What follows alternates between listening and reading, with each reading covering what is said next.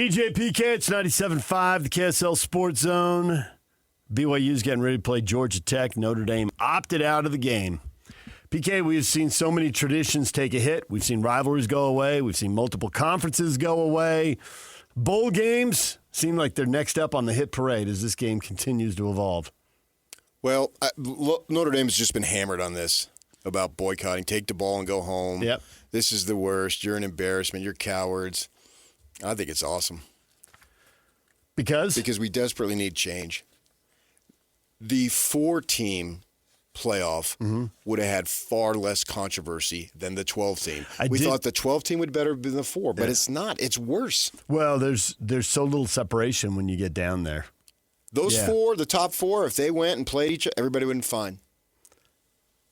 Number 5, tough. Oregon, you lost at home to Indiana, so you get nothing and you like it. Yeah, you really shouldn't have lost at home to the conference champ. Yeah, you haven't beaten anybody. Yeah. Iowa. You didn't get in the final. In A&M, you lost to a 3-loss Texas team. Those teams would have been fine. I think there would have been some controversy, but I get your point about there wouldn't have been 6. Oh, the SEC would have complained they didn't get 2 bids. Well, yeah, but they're going to complain anyway. They really are. They want 7 of the 12 right now. They want 4 of the 4, 12 of the 12. Yeah. I mean, their commissioner said 7 or 8, and so blah, blah, blah. I think that there needs to be some standardized regulations, and this committee has all the power.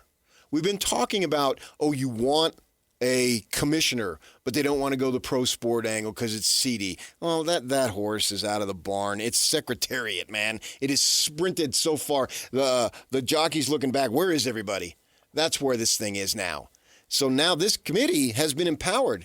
Create some form of regulation. Go to where you need to have wins over the top 10. Not back in August, or we think Penn State's going to be really good. I don't care what the rankings were then. When they released the rankings, if you have a win over a top 5 team, you get 10 points. If you have a win over a top 10 team, you get 8 points. And it's never going to be totally fair, and you can find whatever I tell you, whatever you tell me, whatever anybody says, we're going to find potholes in it and can shoot them a mile long. I get all that. But there needs to be some form of regulation. And who's the biggest brand in college football? Notre Dame.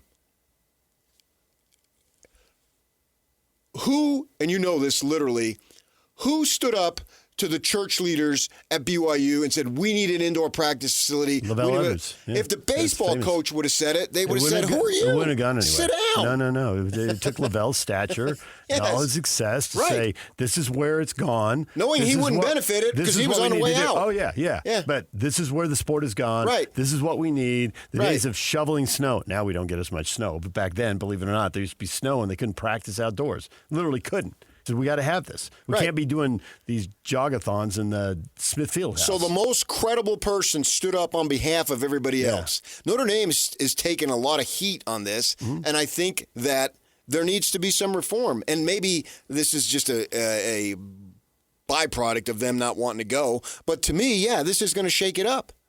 And somebody had to do it. And what is it? It's like, it's a buffet. The choice is yours. Well, today, wins matter.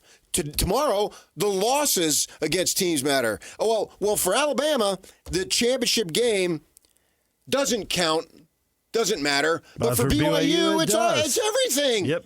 The goalposts are constantly, I feel like I'm in the Wyoming press box, and they tore it down, and they're taking it down the street. The goalpost is never being settled so it can be moved. It's permanently being moved at all times. Figure out something that is universal. And then the committee, here's what we're going to do. And if you don't like it, tough. But we're going to tell you way ahead of time. This is what matters. And if you play Akron and Chico State and the Citadel, we're going to subtract points from you. Okay, that's all awesome, and that'd be great. I don't think that's happening. I think they're going to move the bag back. I think it's going to go to 16. It's going to go to 24. The bag will always be moved back. Yeah. There'll never be a perfect system. There'll always be close plays. But this was the most outrageous, and it's only in its second year. I would just as soon have a 4-team. The committee did this to themselves because that first ranking they did when Notre Dame was 10 and Miami was 18, and then basically both teams just annihilate everybody the rest of the season. And somehow Miami moves up 8 spots and Notre Dame moves down 1. I wonder if they get rid of the early rankings. Like, well, this just makes us look bad. Nah. That set the standard, knowing that the early rankings are somewhat meaningless. And it's the final ranking, and we assign a point total toward it. And do away with these conference title games. Have a playoff for the playoff. That would be more dramatic. That could I could see that happening because I think that's what the Big Ten is already pitching. And I think that the Big Ten now, and they did, one smart thing they did in the midst of all of this, is they decided, hey, let's kick the can down the road a couple months here, and let's decide what it's going to be after we see how this playoff works out and how everything played out. And I think these conference championship games were an absolute mess with these crazy tiebreakers. 5 teams tied for second place in the ACC. Yeah, but that's going to be every year. Such a mess. But the Big Ten said, hey, this is if we had 1 versus 2, 3 versus 6, and 4 versus 5 playing for automatic bids, it would sort a lot of that out. And I think that could carry more weight now. The Big 12 knows it because they had a 4-team tie last year for the top spot. The ACC has a 5-team tie this year. The SEC's had a bunch of messy ties. Yeah, well, it could bite anybody at any without point. Everybody playing everybody. And if I'm your Mark, I told you, he was wrong not going after Notre Dame. That's all he did. He did it before the game. Right. He did it last week, and I called it, listening, just second guessing. Right. I said, stop going after Notre Dame. Notre Dame's not the issue here. Go after Bama and Miami. Yeah. Yeah, and Bama and Miami get in, and Notre Dame's out. Right. So he wasted his time. And BYU, I asked Kalani about it yesterday. Well, the committee has a hard job. Rip them. Go ahead and rip them. You don't rip if you don't want to rip the committee because there's individuals on it and Harlan's on there and all that. Rip the system. Big shots in radio and TV. They like to be, oh, look at me. I'll rip the NCAA. We don't hear that as much anymore. But when you rip the NCAA, you aren't ripping anybody. So no one's going to come at you and call you out saying, what'd you do that for? Rip the system then. You don't have to rip a group or an individual because then you can get away. You can be tough guy and there's no accountability. It's like a local guy ripping somebody from out of town.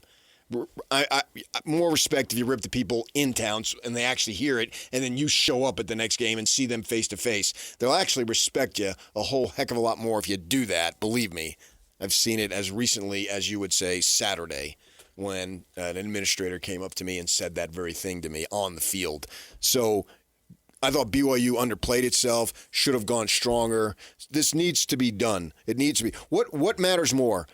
For BYU, the losses matter more than the wins.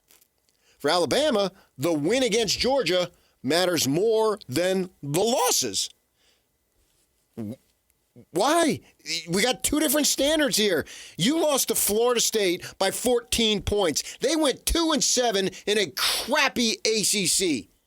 Forgiven. Early in the year, we got better. If your market scheduled them Oklahoma State instead of Texas Tech, they would have been 12-0.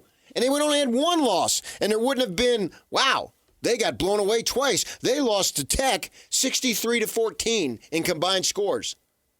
It's hard to do, but if I'm your Mark, try to figure out, give them as cushy a schedule as possible in the league. Don't make the league schedules year to year. Don't have these cycles. Don't do that. They did a 4-year cycle. Don't do that. So that everybody gets to play. Screw that. There's nobody cares in Tempe if you're playing in Lawrence. Nobody is just dying to see that Kansas ASU game. And if they figure out they're good, then BYU, give them Oklahoma State. Give them all the crappy teams next year. That's what A&M got. So stop that. A&M rode the bottom half of the league. Obviously. Yeah. I mean, their record, the conference record was, Barry Tremmel was on Friday saying it was like 1945 or something. Horrible. Or Thursday when he came on. There was a thing that came out of the conversation with Notre Dame yesterday, PK, that beginning next year, they have a provision now going forward in the playoff that if Notre Dame is inside the top 12, they will be contractually guaranteed a spot. Yeah, and also all 4 leagues are guaranteed a spot, no more of the top 5. So this is the only time we're going to see the the two G5s edge out of Power 5. Yeah, Right. but does that change the conversation we're having here? Well, in your that's a opinion? start. Yeah, we need to totally overhaul it. And everybody loves, like I said, everybody loves diversity as long as it's not replacing you. The hardcore lefty will tell you all about it. Yeah, I want more of female refs. Well, I want a female commissioner. Wait a second here. Well, let's get him on with the broadcaster. Okay, your contract is up. I want a black female being the play-by-play person. Wait a second. They don't like that. So it's like, yeah, let's let the group of 5 or 6, whatever the heck they are, let them in. Now I got 2 in? This sucks because they're taking my spot. Fact. Yeah. And I wonder how much that factored into Miami getting leaked in, like we got to have an ACC team. Yeah, of course. I'm sure it did. Yeah. So you have a chance to revamp the system and get it right. Okay, they're not going to get it right. Why They not? just Or get it righter. They just revamped the system get it more right. They just revamped the system 2 years ago because we had so much complaining Get about it the more 4-team right. system. But you're not going to go from bad to 100%. Mm-hmm. So if you can get to 70 to 80% and then eventually get to 90%, what's wrong with that? To back up PK's point is that yesterday Alabama lost in the SEC championship, didn't pay the price for it. BYU did, thereby allowing Miami to jump into the field because of a head-to-head. Yeah. Why are these rules not uniformly applied? Why does the head-to-head matter when you're 10-11 and it doesn't matter when you're 10-12? I'm just saying, what is this that? needs to be uniformly applied across the board. So we've seen Bama the should have taken a hit. I'm not going to criticize the committee and the people for not being perfect. I couldn't be anything less than perfect. Whatever the opposite of perfect is, that's what I am in certain areas. There's no doubt about it. So I get it. So I'm not come in here and just blast Mark Harlan. Well, what good does that do? That doesn't do anything. But let's see. Here's where and admit there's flaws, not necessarily mistakes, but flaws. Well, the flaws is there's so then let's change them. Let's make them better. There's so few data points because they play so few games, and so there's so many questions out there. You know, you want to just go on the record, but that's hard because, as you pointed out, like everybody's schedule isn't the same. Even inside the league, it's just wildly Not only all over that, the they place. don't even play the same amount of games. I know.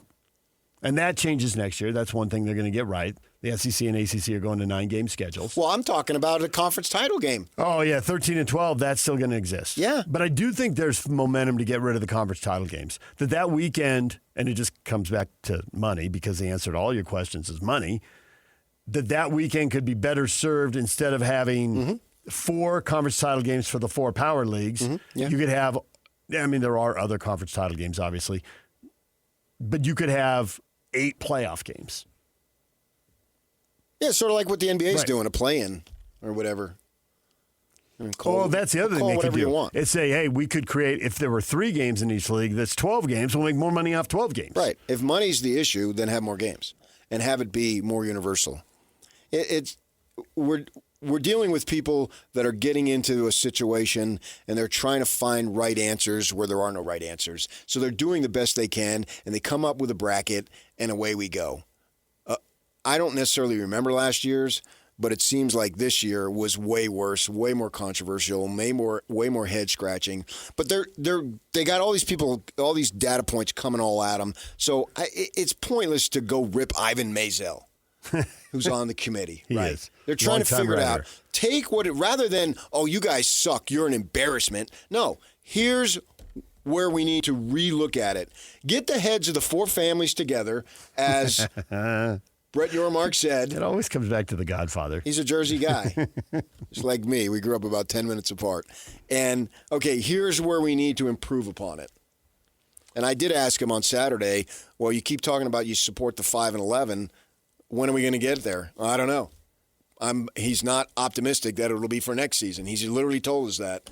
You can go listen. It's on our website about that. That was my question. You keep talking about it. Well, I'm tired of talking about it. Give me some dates. When's it going to happen? Is it going to happen? You support it, well, big deal. Now, what's going to happen in terms of it actually being implemented? And he said, and obviously he's got a million more knowledgeable points about it than I do, says that, hey, I'm not optimistic about next year because we have to look at all these other things. Yeah, Fine, I get to that. I just don't know how empowered the committee is because the committee's created by the Big Ten and SEC. The Big Ten and SEC are running this. They committee literally get to run this.